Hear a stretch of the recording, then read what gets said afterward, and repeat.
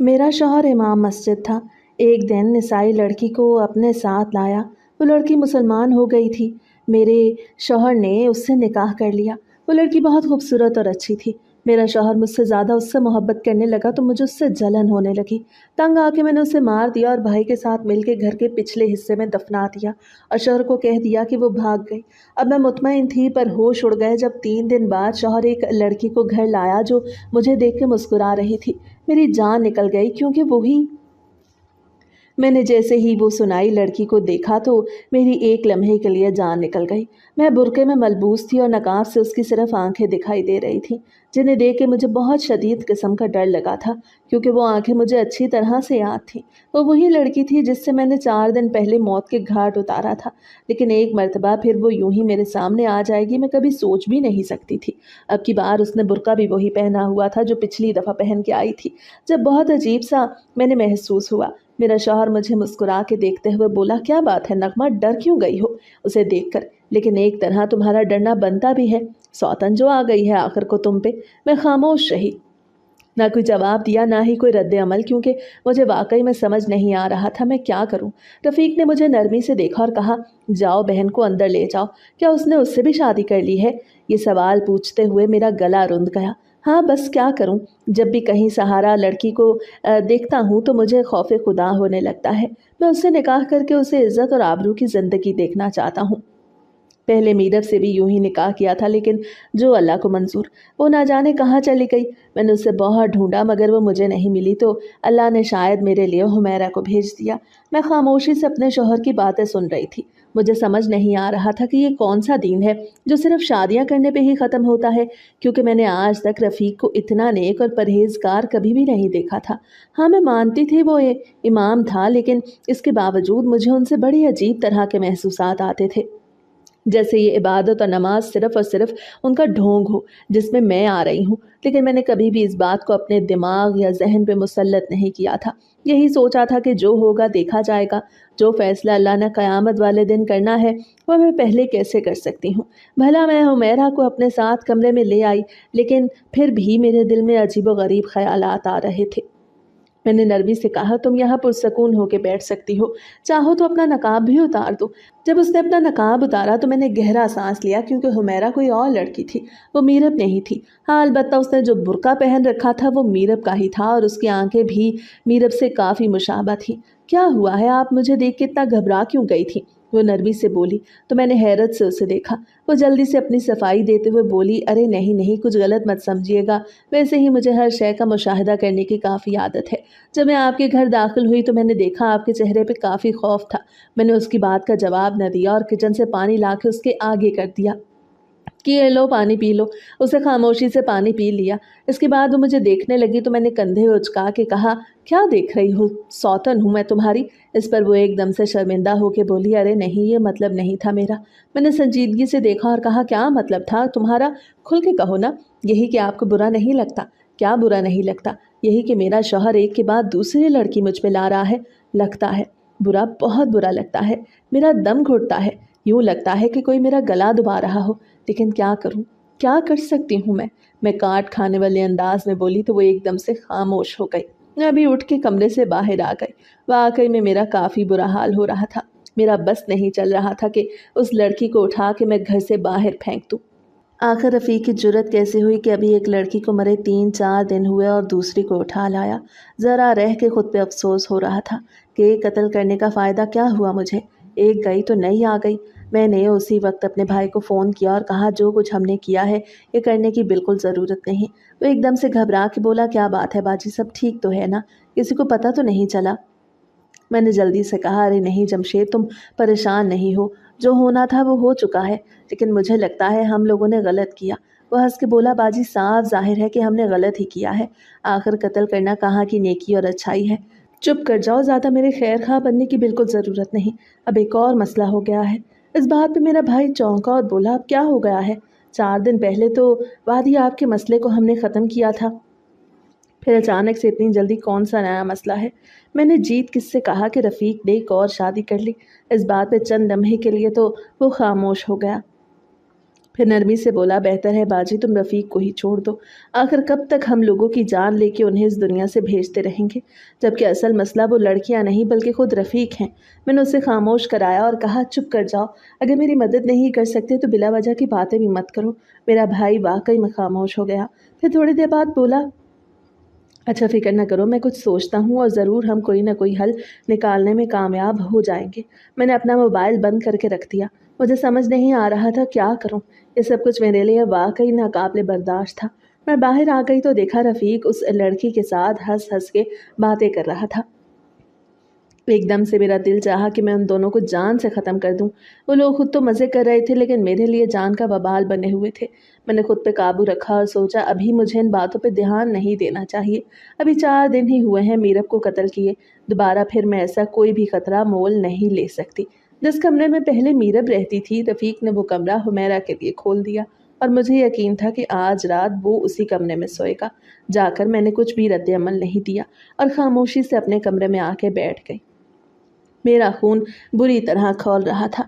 मैंने नमाज पढ़ने का सोचा लेकिन फिर रुक गई क्योंकि मैं एक कत्ल कर चुकी थी और अब भला किस मुंह से अल्लाह के सामने जाती कि तुम्हारी बंदी को ही मैंने कत्ल कर दिया।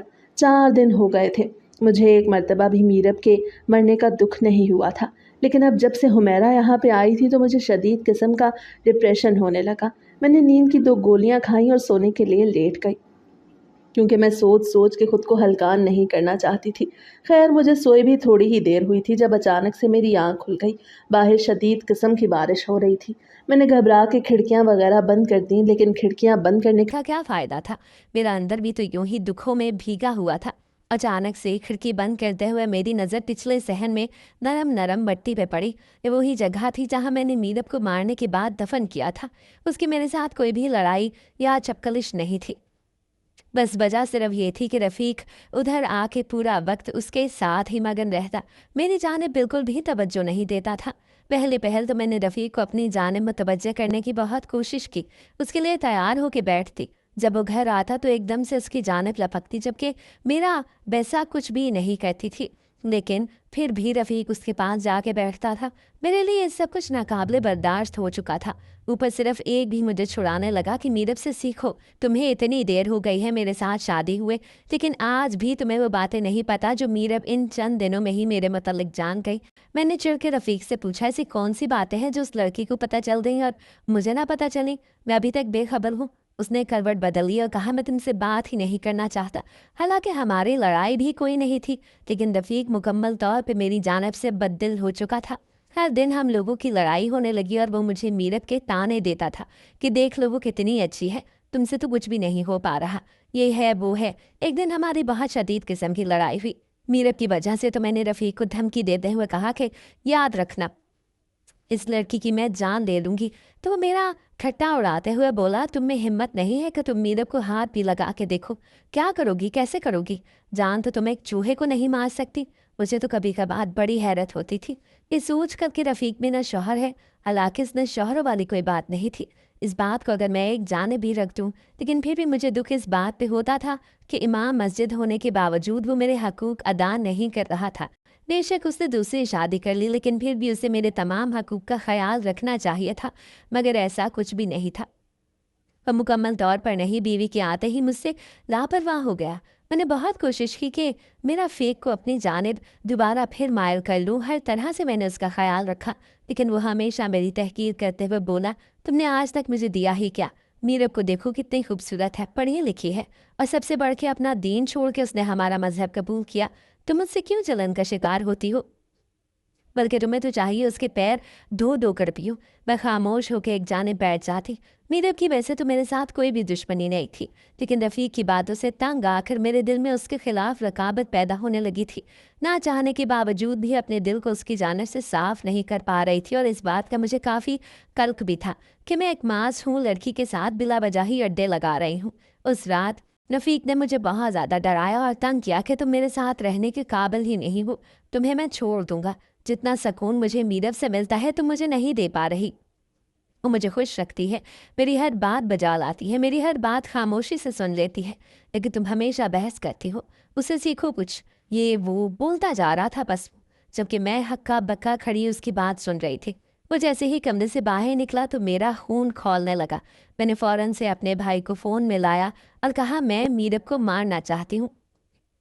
वो काफ़ी घबरा गया था ये बात सुन के, लेकिन मैंने फैसला कर लिया था, या तो वो लड़की रहेगी या फिर मैं, क्योंकि मैं इतने सालों से रफ़ीक के साथ रह रही थी। अब ये शादी अचानक से ख़त्म नहीं करना चाहती थी।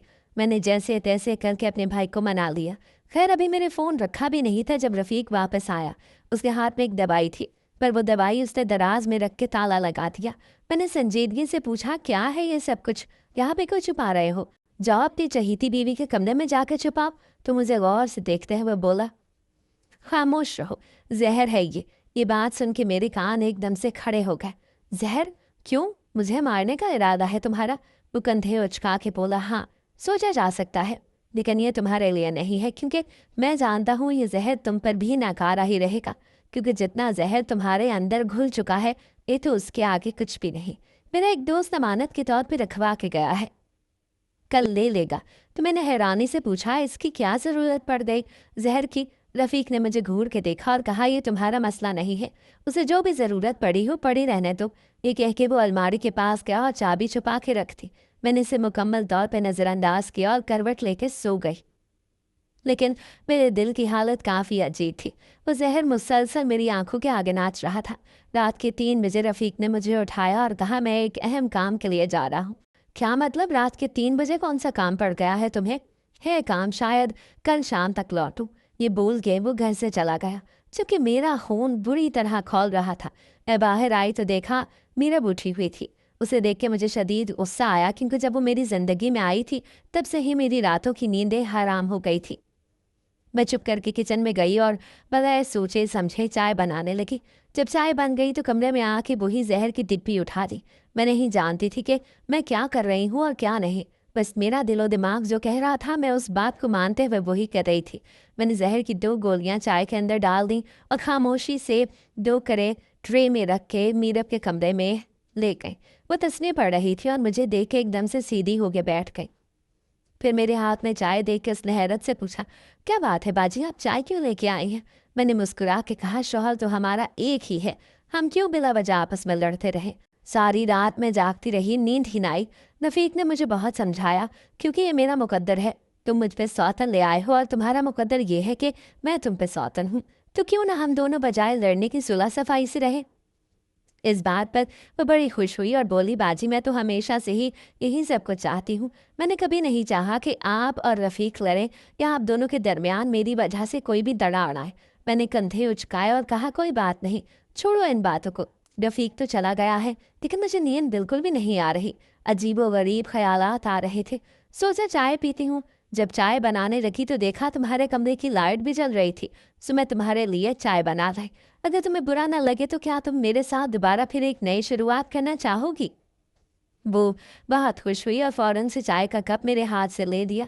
मैं भी मुस्कुरा के बैठ गई और भून भून चाय पीने लगी।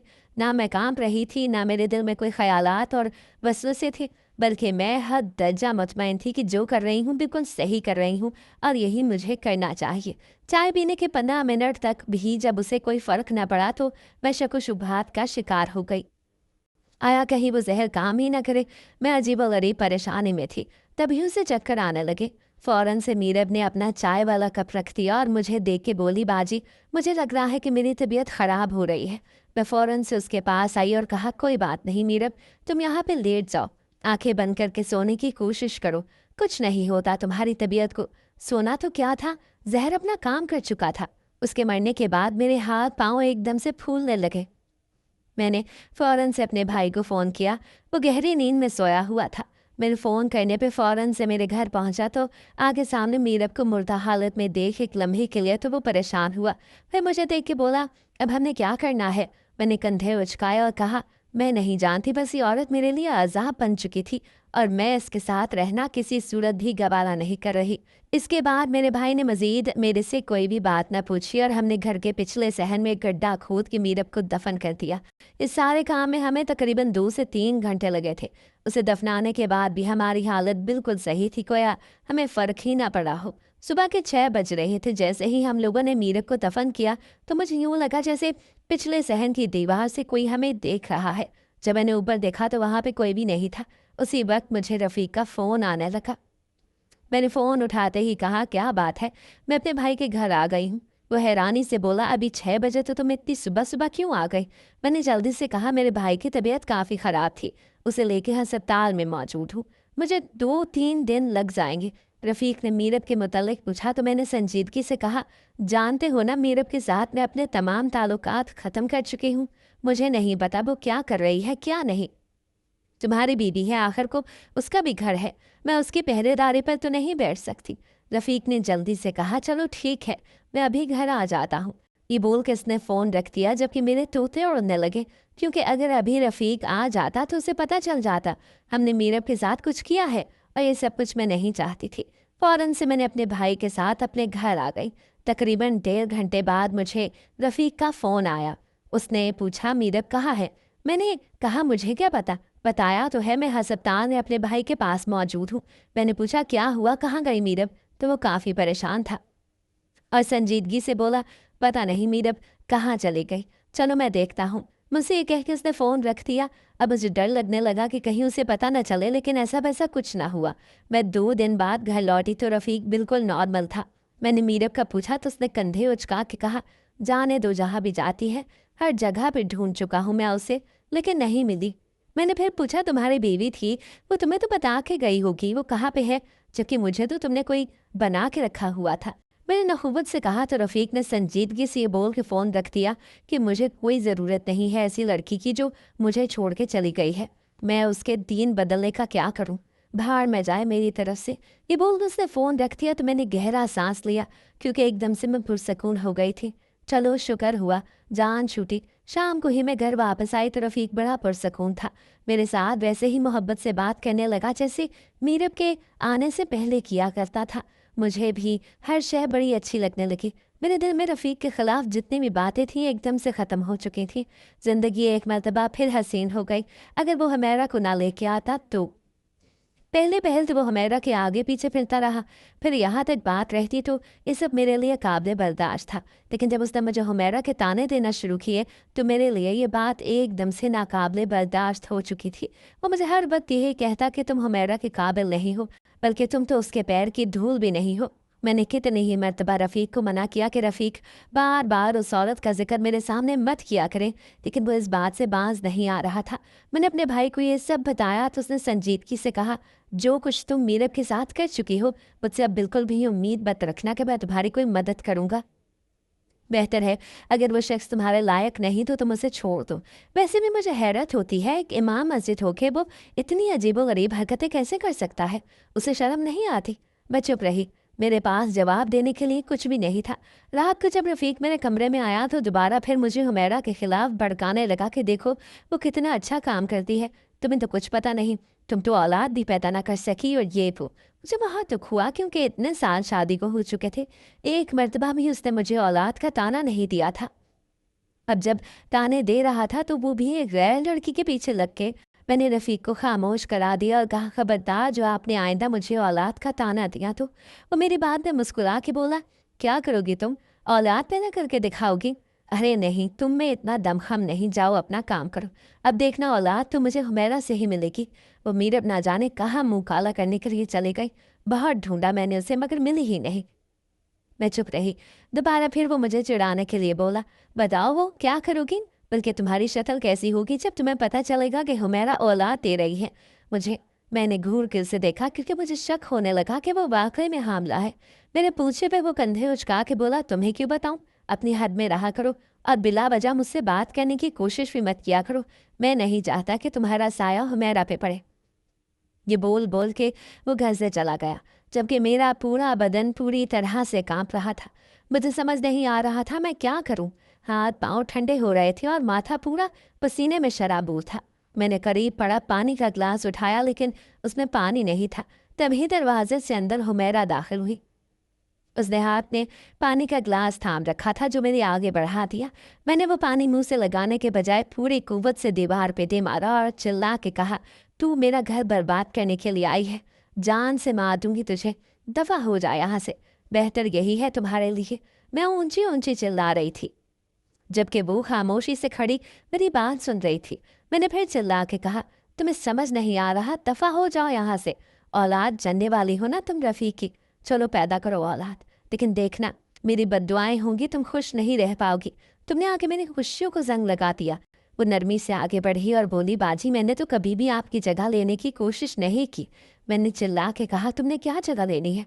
मेरा शौहर ही काफ़ी है तुम्हें मेरी जगह पे बिठाने के लिए। चली जाओ यहाँ से। क्यों खड़ी हो, मेरा मजाक उड़ा रही हो? क्या मैं औलाद नहीं पैदा कर सकती इसलिए? वो जल्दी से नफ़ी में सर हिला के बोली, अगर आपको कोई गलत फहमी है कि मैं हामला हूँ तो ऐसा बिल्कुल भी नहीं। बल्कि सच बताऊँ तो रफ़ीक कभी मेरे करीब ही नहीं आए। मैं जो गुस्से में खौल रही थी, ये बात सुन के एकदम से काम गई और चौंक के हुमैरा को देखा। मुझे वाकई में समझ ना आया था अभी चंद लम्हे पहले उसने क्या कहा। क्या क्या क्या कह रही हो तुम? तुम्हें पता भी है तुमने क्या बात की? ये शायद मेरे सुनने में गलती है। नरमी से बोली, बाजी आपने सुनने में कोई भी गलती नहीं की। मैंने जो कहा हकीकत कहा। अगर आपको डर है कि मैं आपके शौहर को आपसे छीन लूँगी तो ऐसा कुछ भी नहीं। ना तो वो मुझसे बात करते हैं, ना ही मेरे करीब आते हैं। कितनी देर हो गई है मुझे यहाँ आए, मैं तो अंदर घुट घुट के मर रही हूँ। मुझे यूँ लगता है कि वो आपको चाहते हैं, मुझे नहीं। मैंने संजीदगी से कहा, तुम मुझे धोखा मत दो। मैं जानती हूँ तुम मुझसे झूठ बोल रही हो ताकि मुझे पुरसकून कर सको और रफ़ीक के दिल में यूं ही जगह बनाती रहो। वो जल्दी से बोली, मैं अपनी कसम खा के कहती हूँ कि जो कह रही हूँ सच कह रही हूँ। मुझे तो यही लगता है कि वो आप में दिलचस्पी रखते हैं, क्योंकि कभी वो मेरे करीब ही नहीं आए। न उन्होंने कोई ऐसी बात की जो शौहर अपनी बीवी को कहता है। मुझे लगता है जैसे मैं यहाँ पे खामोश तमाशाई हूँ। मुझे कुछ भी समझ में नहीं आता। मैंने तो इमाम समझ कर उनसे शादी की क्योंकि मैं बेसहारा थी, मुझे सहारा चाहिए था। जब उन्होंने मेरे सर पे हाथ रखा तो मैं बड़ी खुश हुई कि अल्लाह ने मेरे लिए कोई वसीला बना दिया। लेकिन ये वसीला मेरे साथ ये सब कुछ करेगा, मैंने कभी सोचा भी नहीं था। मुझे तो अपनी अहमियत भी नहीं पता, बल्कि मैं तो ये तक नहीं जानती कि मैं इस दुनिया में क्या कर रही हूँ, जब मेरे शौहर को ही मेरी ज़रूरत नहीं है। मेरे घर वाले मेरे साथ नहीं है तो फिर मैं क्यों जी रही हूँ? ये कह के वो फूट फूट के रोने लगी और मेरे सामने अपने हाथ बांध के बोली, खुदा का नाम है, मेरे खिलाफ आपके दिल में जो भी मैल है वो साफ कर ले, क्योंकि मैं जो भी कह रही हूँ सच कह रही हूँ। मेरा और आपका तो कोई भी मुकाबला नहीं। बोलती जा रही थी जबकि मुझे समझ नहीं आ रहा था मैं क्या करूं, क्योंकि मेरे लिए मामला काफ़ी संजीदा और गंभीर हो चुका था। मैंने गहरा सांस लिया। मैंने उसी वक्त अपना बैग बांधा और हुमैरा को साफ अल्फाज में कह दिया कि मैं ये सब कुछ अब और बर्दाश्त नहीं कर सकती। बेहतर है कि मैं यहाँ से चली जाऊँ। वो मुझे रोकती ही रही कि आपको नहीं जाना चाहिए, आपके बगैर मैं क्या करूँगी? रफ़ीक तो मेरा बिल्कुल भी ख्याल नहीं रखते। मैंने नरमी से कहा, देखो बहन, मैं अपनी रात दोबारा फिर खोटी नहीं करना चाहती। अगर मैं यहाँ से ना गई तो मेरे लिए बहुत मुश्किल हो जाएगी, और अगर मैं रुक गई तो शायद मैं तुम्हारी जान दे बैठूं। अगर तुम्हारी जान न ली तो शायद अपनी ले लूं। मैं नहीं जानती क्या कर रही हूँ या क्या करूँगी। हुमैरा ने काफ़ी इसरार किया, लेकिन मैंने अपना सामान बांधा और अपने भाई के घर आ गई। मेरे भाई को मेरे वहाँ आने से क्या ही एतराज़ हो सकता था, लेकिन उसने वजह पूछी तो मैंने कहा, जब तुम मेरा साथ नहीं दे सकते तो कम से कम मुझे यहाँ पे रहने के लिए जो जगह है वो तो दे दो। ये तो आखिरी बात है। जिसके बाद मेरे भाई ने मुझसे कोई भी सवाल न पूछा और मैं भी पुरसकून हो गई। रफ़ीक ने एक दो मरतबा फ़ोन किया, मगर मैंने उसका फ़ोन काट दिया। वो दोबारा मुझे लेने के लिए मेरे मैके में आया कि चलो घर, लेकिन मैंने जाने से साफ इनकार कर दिया था। बेहतर है हुमैरा के साथ एक नई ज़िंदगी शुरू कर ले। वह आपको हर तरह का सुकून देती है, लेकिन मेरे पास आपके लिए मज़ीद ना सुकून है, ना ही औलाद, और ना ही कुछ और बेहतर है कि आप मुझे भूल जाएं। रफ़ीक ने एड़ी चोटी का जोर लगा लिया कि मैं तुम्हें नहीं छोड़ सकता, लेकिन मैंने भी कसम खा ली कि मैं किसी सूरत आपके साथ नहीं जाऊंगी। रफ़ीक ने मुझे धमकी दी कि तुम्हें हर हालत में मैं लेके जाऊंगा, फिर चाहे मुझे तुम्हारे भाई को ही क्यों न जान से मारना पड़े। ये धमकी दे के वो तो चला गया, लेकिन मैं डर गई थी क्योंकि मैं खुद भी तो एक कत्ल कर चुकी थी। तो मुझे यकीन था कि रफ़ीक ने अगर ये कुछ कहा है तो हो सकता है वो अपनी बात से ना मुकरे और वाकई में मेरे भाई के लिए मुश्किलात पैदा करे। मेरे भाई ने भी मुझे बहुत कहा कि तुम्हें चले जाना चाहिए, लेकिन मैंने साफ साफ इनकार कर दिया और कहा किसी सूरत भी नहीं चाहूँगी। तुम्हें एक काम करो, मुझे कहीं और रिहाइश का इंतज़ाम कर दो। वो काफ़ी परेशान था, लेकिन मैंने उसे अपनी कसम दे दी और कहा हर हालत में तुम्हें मेरा साथ देना है। मैं वहाँ पर मज़ीद खुद को बर्दाश्त के काबिल नहीं समझती। जितना कुछ रफ़ीक मेरे साथ करता है वो नाकाबिल बर्दाश्त है मेरे लिए। मेरा भाई मेरे आगे बेबस था। उसने दूसरे शहर में मुझे एक मकान किराए पर दे दिया। मैं वहाँ रहने लगी। एक सहेली से बात करके मैंने अस्पताल में नौकरी भी कर ली। आया कि मुझे नहीं पता था कि मैं ये सब कुछ क्यों कर रही हूँ। यूँ लगता था कि मेरे अंदर कोई ताकत है जो मुझे ये सब कुछ करने पे मजबूर कर रही है। जब तक मैं वो काम और वो जगह छोड़ने का सोचती तो मुझे बहुत बेचैनी होती। यूँ लगता जैसे कोई मुझे जकड़ रहा है और मना कर रहा है कि तुम्हारा यहाँ पे काम अभी ख़त्म नहीं हुआ। कोई मकसद है तुम्हारा जो तुम यहाँ पे आई हो। जब मैं अपने मकसद को तलाशने की कोशिश करती तो मेरे दोनों हाथ खाली होते। मुझे चाहने के बावजूद भी कोई राह, कोई चारा, कोई हल कुछ भी दिखाई नहीं दे रहा था। मेरा भाई भी 1-2 माह बाद मुझे लेने के लिए वापस आ गया। रफ़ीक वाला मामला ठंडा हो गया तो तुम हमारे पास वापस आओ, लेकिन मैंने मना कर दिया और कहा भाई यहाँ पर मैंने कोई काम करना है।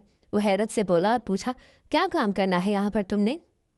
एक आया कि नौकरी तो कर रही हूँ भला, इसमें कौन सा बड़ा मार्का है जो तुमने माँ लेना है। मैंने नफ़ी में सर हिलाया और कहा भाई आप समझ नहीं रहे, जो कुछ मैं आपको समझाना चाह रही हूँ।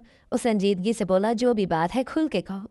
मैं परेशानी से बोली यही तो बात है कि मुझे पता नहीं मैंने यहाँ पे क्या काम करना है। मैं नहीं जानती, मैं अभी तक मुकम्मल तौर पे अनजान हूँ, लेकिन ज़रूर यहाँ पे कुछ न कुछ है। मेरे अंदर के तमाम सवालात के जवाबात मुझे यहीं पे मिलेंगे। वो खामोश होके वापस चला गया। वो भी अपना शहर नहीं छोड़ सकता था क्योंकि वहीं पर मेरे भाई की नौकरी थी। अगर 1 महीना मजीद गुजरा, इस पूरे दौरान ही में रफ़ीक ने मेरे साथ राब्ता करने की कोई भी कोशिश न की।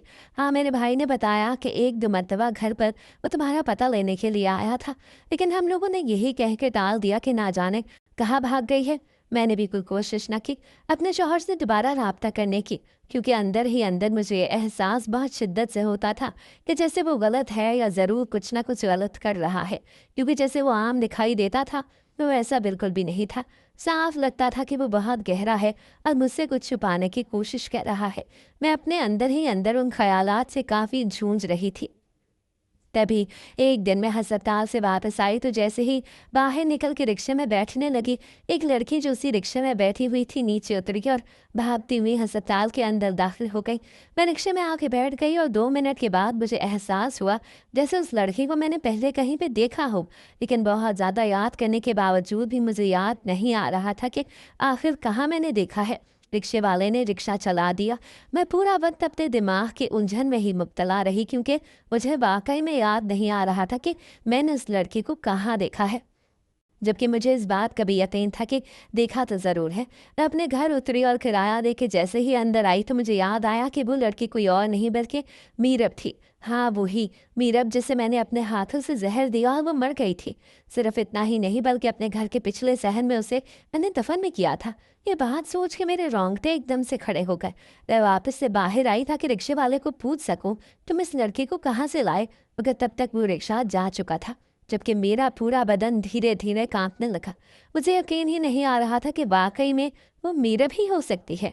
मैंने खुद को पुरसकून किया और यही दिलासा देने लगी कि हो सकता है ये मेरा वहम हो, लेकिन मेरा दिमाग इस बात पे मुझसे था कि वो कोई और नहीं बल्कि मीरब ही थी। उसे बुर्का वगैरह कुछ भी नहीं पहना हुआ था, उसका चेहरा भी साफ दिखाई दे रहा था और यूँ लग रहा था कि वो बहुत परेशानी में हो। इस पर मैंने अपने भाई को फ़ोन किया और पूछा तुम्हें याद है ना मीरब? वो जल्दी से बोला हाँ बाजी मुझे अच्छी तरह याद है। क्यों, क्या हुआ? पुलिस तक तो बात नहीं पहुंच गई क्या? मैंने उसकी बात की नफ़ी करते हुए कहा एक मरतबा पूरी बात तो सुन लो, बिना वजह अपने दिमाग में कहानियाँ वगैरह बनाना बंद कर दो। वो तहम्मुल से बोला बाजी जो भी बात है मुझे फ़ौरन बताओ, मेरा दिल घबरा रहा है। एक तो पहले ही हर वक्त यही धड़का लगा रहता है कि कहीं हमारा राज न खुल जाए और एक दिन अचानक से पुलिस हमारे दरवाजे पे ना हो। मैंने जल्दी से कहा ऐसी कोई बात नहीं, मैंने आज मीरब को देखा। इस बात पे वो और परेशान हो गया और बोला नहीं नहीं तुम्हें कोई वहम हुआ होगा, हमने खुद उसे मारा था, याद है ना तुम्हें? मैंने हाँ में सर हिला दिया और कहा हाँ मुझे हर बात याद है, तभी तो मैंने तुम्हें फ़ोन किया है। क्या वाकई वो मर चुकी थी? वो जल्दी से बोला हाँ मुझे अच्छी तरह याद है वो मर चुकी थी। मैंने फ़ोन रख दिया मगर मुझे कुछ भी समझ नहीं आ रहा था। मेरा ब्लड प्रेशर दिहाई हो रहा था। मैंने दवाई खा ली और सोने के लिए लेट गई। अगले दिन अस्पताल गई तो जाके मैंने मीरब के हुलिये के मुतल्लिक बता के पूछा, मगर कोई भी नहीं पहचान पा रहा था क्योंकि वहाँ पे बहुत सारी लड़कियाँ आती जाती थीं।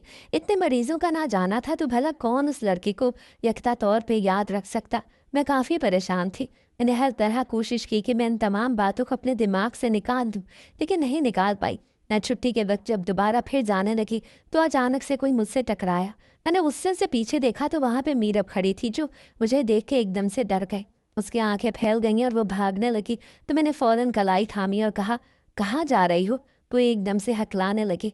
तो इससे मुझे यकीन हो गया कि वो वाकई में मीरब है, क्योंकि अगर वो मीरब न होती तो यकीनन वो इतना न घबराती। मैंने उसे कलाई से पकड़ के नीचे उतरना शुरू कर दिया, लेकिन वो मुसलसल मज़ाहमत करते हुए खुद को छुड़वाने की कोशिश कर रही थी। मैं तगदो करने के बाद उसे कोने में ले आई और कहा, तुम तो मर गई थी, तुम जिंदा कैसे हो? मेरी बात पे वो खामोश रही। मैंने फिर पूछा, तुम मर गई थी, जिंदा कैसे हो? वो सख्ती से बोली, तुम मियाँ बीवी ने तो मुझे मारने की पूरी प्लानिंग की, लेकिन ये तो खुदा का करम है जिसके लिए मैंने अपने दीन को छोड़ा। उसने मुझे बचा लिया। मेरे अल्लाह ने मुझे बचाया, वरना तुम लोग तो जल्लाद बने हुए थे। मैंने उसकी बात को नज़रअंदाज करते हुए कहा, पूरी बात बताओ। तो वो नफ़ी में सर हिला के बोली, नहीं बताऊंगी, जो करना है कर लो। मैंने उसके आगे हाथ जोड़े और कहा, जो कुछ मैंने तुम्हारे साथ किया था वो मेरे आगे आने लगा है। मुझे बताओ, खुदा का नाम है, तुम बच कैसे गई? वो जल्दी से बोली, क्योंकि मेरे रब ने मुझे बचाने का फ़ैसला कर लिया। रफ़ीक मुझे ब्याह के तो ज़रूर लेके गया, लेकिन कभी भी मेरे करीब ना आया, क्योंकि मज़हब की ओर में उसने मुझसे निकाह करके बेचना था। तभी मुझे बड़ी हिफाजत से अपने साथ अपने घर रखने लगा, लेकिन फिर उसे ये परेशानी होने लगी कि अचानक जब वो मुझे बेचेगा तो कहीं तुम्हें पता ना चल जाए। फिर उसे तुम्हें उकसाया कि तुम मेरा कत्ल करो। वो दवाई एक बेहोशी की दवाई थी जो उसने जहर के तौर पे तुम्हें दिखाई, और तुमने उसकी बातों में आके मुझे वो जहर समझ के दे दी। जब तुम मुझे मिट्टी में दफन करके जा चुकी, तभी रफ़ीक ने फ़ोन करके तुम्हें कहा कि वो आ रहा है, मगर वहीं पर छुपा हुआ था। जब तुम घर से निकली तो फ़ौरन से उसने मुझे मिट्टी से निकाल के बेच दिया। वो भी खुश था, तुम भी खुश थी, क्योंकि उसका काम भी हो गया और तुम्हारा भी। इसका काम तो ये था कि अचानक से गायब होने पे तुम उस पर शक न करो, और तुम्हारा काम ये कि मैं तुम्हारी राह से हट गई। पता नहीं मेरे बाद ना जाने कितनी लड़कियों को वो यूं लाया होगा। ये बात सुन के मैं एकदम से डर गई और सोचा, ना जाने हुमैरा के साथ क्या हुआ होगा। मैं अपनी सोचों में गुम थी जब वो सख्ती से बोली, खबरदार अब दोबारा मेरे पीछे आई तो जहाँ मुझे बेचा है वो बहुत अच्छा है, और कुछ नहीं तो कम से कम मुझे बीवी बना के मेरे साथ इज्जत से पेश तो आता है। ये भूल कर वो चली गई, लेकिन मैं वहाँ पे खड़ी यही सोचती रही कि मैं अभी भी गुनहगार हूँ या नहीं, क्योंकि जो गुनाह मैंने किया था वो दोबारा फिर जिंदा होके मीरब की शक्ल में मेरे सामने खड़ा था। बहुत सारे सवालात थे मेरे सामने, लेकिन जवाब एक भी नहीं था।